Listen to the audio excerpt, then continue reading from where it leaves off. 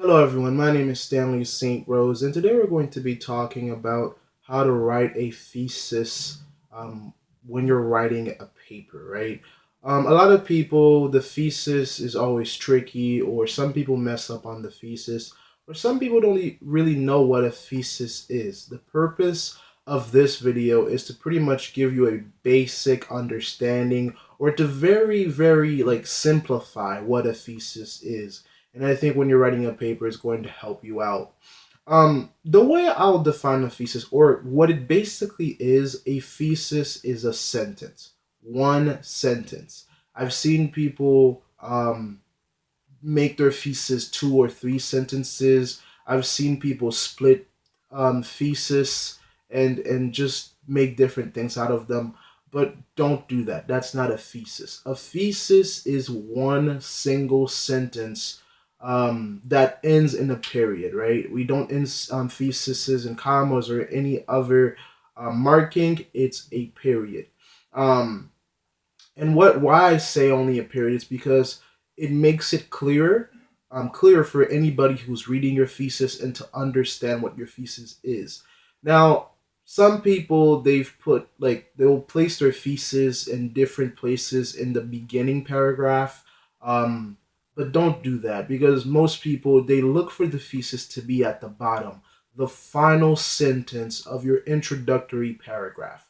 So the first paragraph of your paper is the paragraph that leads your reader in, is the paragraph that introduce your paper to the reader. After you introduce it, you kind of give a clear example of what you're going to talk about. You give three, two, even one reason why you think your side or your position or the thing that you're explaining, like what is the content? What are you going to be talking about? What is the central main focus of the paper? That's what a thesis is. Again, the thesis is one sentence, and the best place to put it is at the bottom, the last sentence of your introductory paragraph. Now, if you want to get a good grade, if you want to make your paper flow well, you put the thesis at the bottom, the final sentence. I'm going to keep repeating that. And then what you do, you think of a reasons, right? Some people they say that you can't start a sentence with because. Yes, you can. The reason why a lot of people say you can't start a sentence with because, it's because most people don't know how to conclude a sentence with because. Now, let me give you a quick example. If I was writing a paper about climate change, I could say because of the fact that politicians believe that climate change is a hoax and that they have some evidence to prove that climate change is not affecting the global environment, um, funding for scientists have been limited. So that's just something I just pulled out of thin air. But through that one sentence, starting with because, I could write a paper on that. I'm not saying that's a true thesis. I'm not saying that there is evidence that climate change is non existent, but that's how you would write a paper. That's right, how you would write a thesis. And that thesis, it has two parts to it. It has that, politicians don't believe that climate change is real. And then it has the other part that there's some evidence to prove that. So in my paper, I would go into why politicians don't believe that climate change is real. And then I would go into presenting and explaining and arguing about the research that proves that maybe climate change is not real. And then I would have an overwhelming or overview kind of discussion saying, here is why scientists are not getting the funding that they need to conduct the proper research. And so a thesis is something, once you write it, you have to follow it through the letter. And why I say that is a thesis is kind of like an outline for your paper. If you have a thesis and the first part, the first comma, or the first reason is um, politicians don't believe that climate change is real, you can't start with the other reasons. You have to follow the pattern. So first, I would talk about why politicians don't believe that climate change is real, because that's the first part of my thesis. The second part of my thesis is the research behind why some people believe that climate change is not real. And that would be the second part of my paper. So you follow your thesis and then you conclude your essay. The thesis to me is probably the most important part of your essay. It's the sentence that tells the reader what you're going to talk about. It's the sentence that tells your professor, your teacher, whoever is going to be grading your paper, it tells them what you're going to be talking about. And then also you want to be specific in your thesis. Do not throw, and this is something that a lot of people get bad grades on papers for. A lot of people, they get too general, right? If I'm writing a book, an essay about let's say The Bluest Eye by Toni Morrison, or one A Tree Grows in Brooklyn. If I'm writing an essay about these books, I want to be talking about Pecola, or Kate in A Tree Grows in Brooklyn. I want to be talking about the specific characters. Don't bring in your life examples or outside life examples of how this relates to this. Talk about the characters, because your teachers, your professors want to see how you process your reading and what underlying, or what is under the surface about these characters, and what the book says about these characters, and how you process that. A lot of students, or a lot of people, what they'll do is they'll start talking about the characters, but then they'll bring out some outside examples, or they'll get so general that you don't really know what they're talking about. If we're talking about Kate, you can't say something like, some mothers, just like in A Tree Grows in Brooklyn, raise a family through hardship. What does some mothers mean, or why is that so general, or why are we talking about a whole group, a sample size of mothers? Let's talk about Kate. Let's talk about what she went through, and how does that apply to one person or one character in the book. Specific is about singularities or single things, and how it affects other things. A lot of times people get bad grades because their thesis is not specific, or they get so general in their introduction that it affects the entire paper. So, thesis again, the last sentence of your introductory paragraph. You can it could be one reason, it could be two reasons, it could be three. I've even seen people make their thesis five or six reasons. I would avoid doing that, because your thesis becomes so long that your paper has to cover all of those 6 points thoroughly. And if you have four, five, 6 points, you have to give each of those points attention to prove why they're right or wrong. Because essentially, you are arguing a side, or you are defending a side, or you are presenting a certain subject, and you have to defend it. If you don't properly defend it, it can result getting a bad grade. And so my advice is keep your thesis from one reason to three reasons. More so, make it two or three. I think a lot of teachers, a lot of professors, they don't like one reason thesis, because they sometimes they don't feel like it's enough to write a whole paper on. So at the minimum, have two reasons, like the climate change example I gave, or a three reason thesis. Like, let me just think for a minute. Um, okay, I'm gonna bring a real world example. Um, my thesis could be, let's talk about basketball for a minute. Michael Jordan.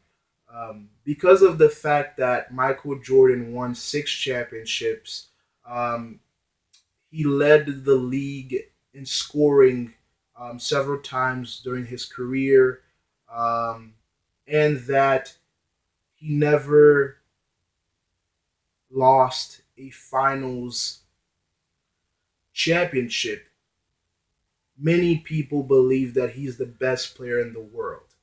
That's a thesis. You would put a comma after each reason. Let me go through it again. Because of the fact that Michael Jordan won 6 championships, comma, he led the league in scoring, comma, and that he never lost a finals championship, many people consider him to be the best player to in the league or to ever play the game.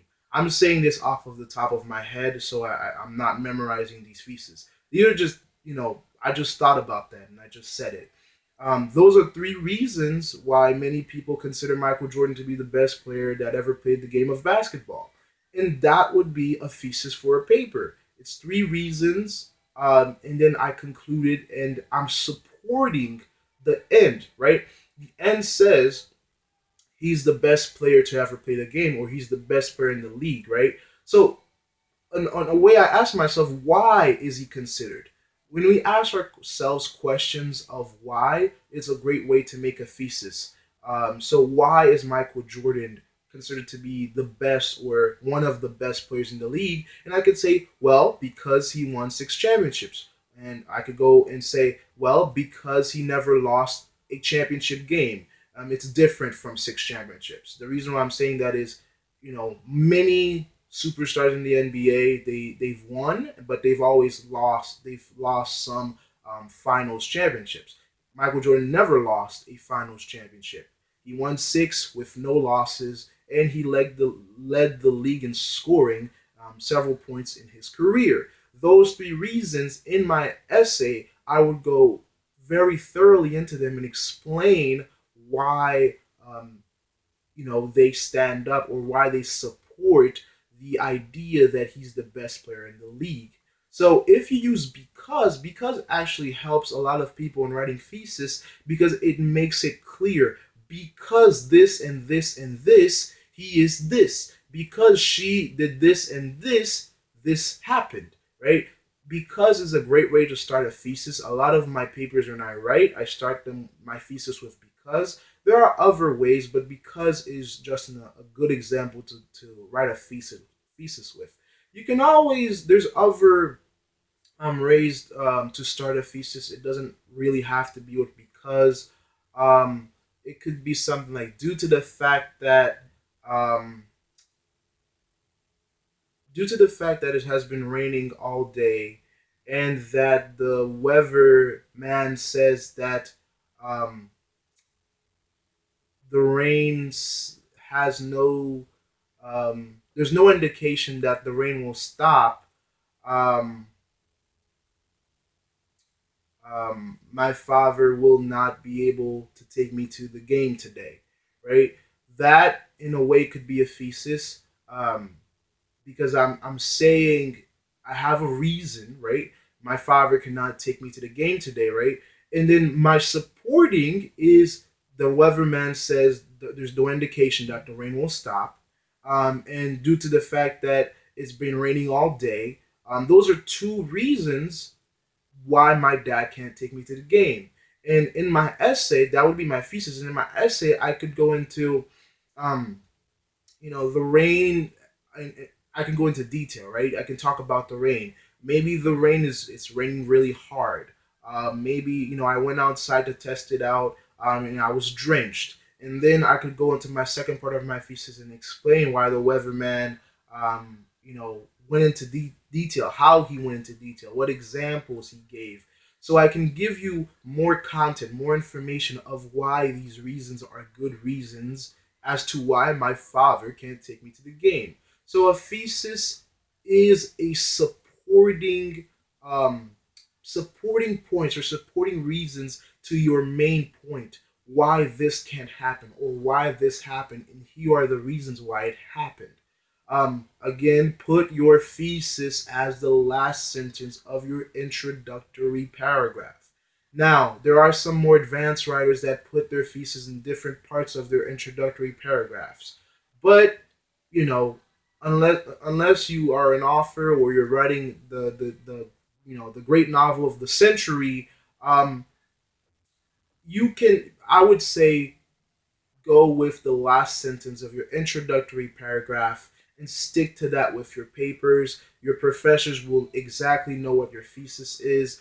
Whoever is reading your paper, or for the common reader, they'll understand what your thesis is, and it makes the paper clear. Because whenever someone gets lost in your paper, they can say like, what is this person trying to prove? What is this paper about? If they just go to that one sentence in the thesis, they're like, oh, this is what this paper about. This gives me a little bit of clarity as to what I'm reading. It makes your paper better. It makes your paper flow better, and follow your thesis through. Don't jump around in your thesis. If you have a point one, point two, point three, don't start with point two. Start with point one, then point two, then point three, and then conclude.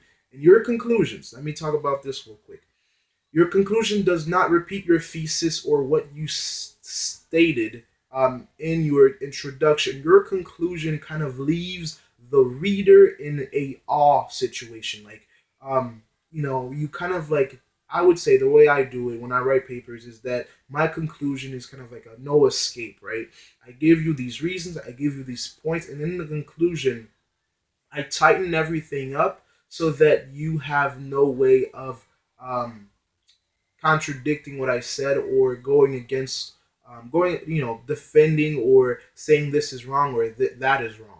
My conclusion kind of gives you like an overview or a insight into how this is a whole argument, and how this completes the argument I just made above.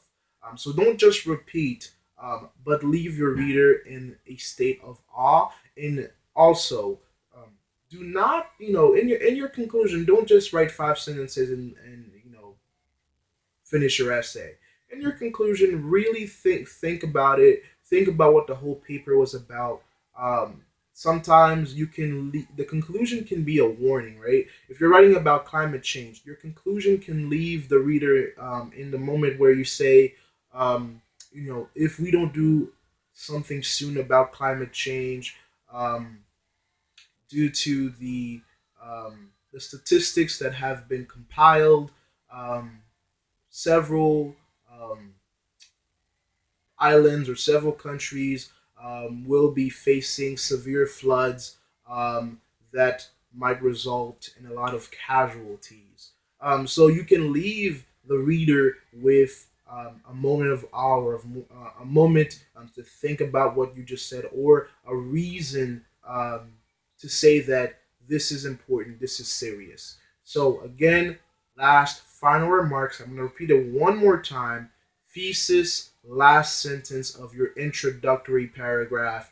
Have points, two or three. You can do one, but it can be risky. Make it clear. Don't be general, and follow through. Don't just do it just because you have to get your paper done. So that's the video, guys. Thanks for watching. Please like and subscribe, and I'll see you guys in my next video.